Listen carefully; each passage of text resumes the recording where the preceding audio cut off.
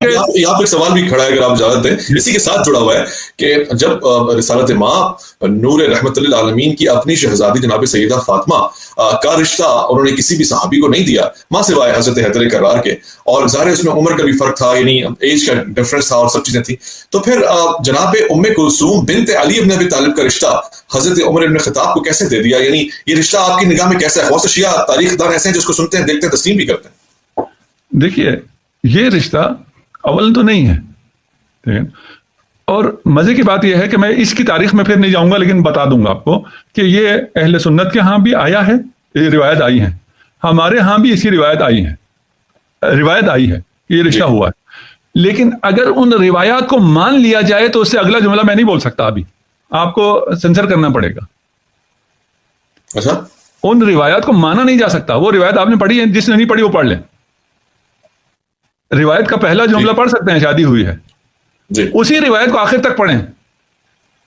اس روایت پر اگر آپ ایمان لاتے ہیں تو یہ فضیلت تو چھوڑیں، جو فضیلتیں ہیں وہ سب بھی چلی جاتی ہیں۔ آپ اس سے ایک فضیلت ثابت کرنا چاہتے ہیں نا کہ کیونکہ ام کلثوم سے رشتہ ہوا ہے اس لیے ایک فضیلت مل گئی، اس روایت کی بنیاد پہ فضیلت ثابت کرتے ہیں، وہ روایت فضیلت تو چھوڑیے، ابھی آپ آگے کہہ نہیں سکتا، خود پڑھیں گے، خود آپ فیصلہ کر لیں گے۔ ایک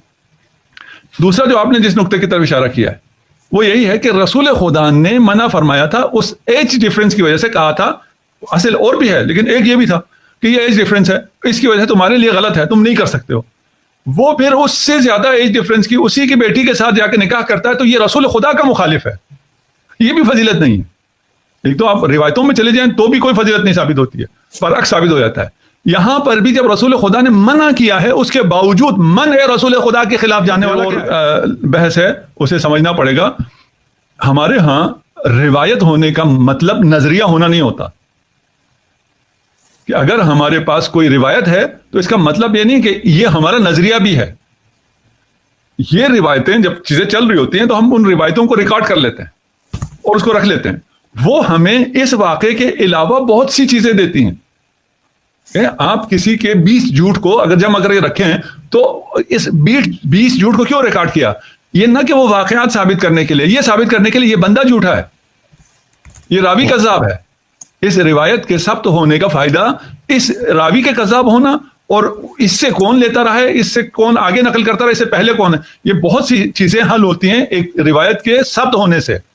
ہمارے ہاں صحیح کا کوئی نظام نہیں ہے، صحاح کا کوئی نظام نہیں ہے۔ آپ کے ہاں ہے، آپ کے ہاں جب روایت ہوتی ہے اس روایت کے مطابق آپ کا نظریہ ہوتا ہے، یہ آپ کی مجبوری ہے کیونکہ آپ صحاح کے قائل ہیں۔ آپ سے میں کہہ سکتا ہوں یہ 2 روایتیں ہماری طرف ہیں، 2 روایتیں آپ کی طرف ہیں، آپ کو میں کہہ سکتا ہوں یہ 2 روایتیں آپ کے اپنے خلیفہ دوم کے خلاف کیوں ہے، حق میں نہیں ہے۔ ہاں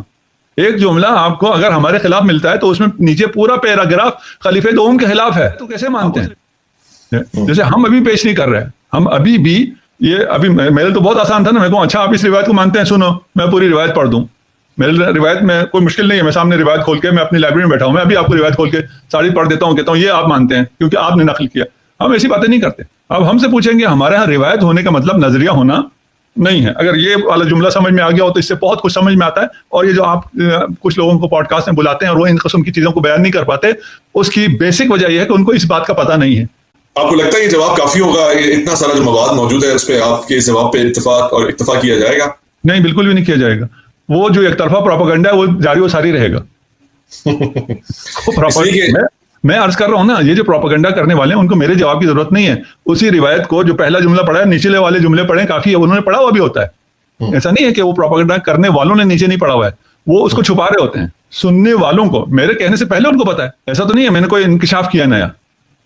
ہے نا، ان کو پہلے پتا ہے، یہ عام عوام کو پتا نہیں ہے۔ اب عام عوام کی ایکسیس بھی ہے، انفارمیشن پورا وہ ایکسیس آسان ہو گیا ہے، وہ جب بھی کوئی بات کرے وہ خود سرچ کریں، نکالیں، اس روایت کو کھولیں یا پوچھ لیں، اگر روایت ڈھونڈنا بھی آج کل کوئی مشکل نہیں ہے، پوچھ لیں جو آپ کو کہتا ہے کہ بتاؤ بھائی روایت تو بتاؤ جس میں یہ ہے، اس کو نیچے پڑھ لیں، وہ کافی ہے۔ جو ہدایت لینا چاہتے ہیں ان کے لیے کافی سے زیادہ ہے، ان کو مل گئی ہدایت۔ جو نہ لینا چاہیں وہ قیامت تک ٹکرے مارتے رہیں گے، ان کے لیے رسول کی بات ہدایت نہیں کر سکے ان کو، تو میری باتوں سے کون سی ہدایت ہو جائے گی؟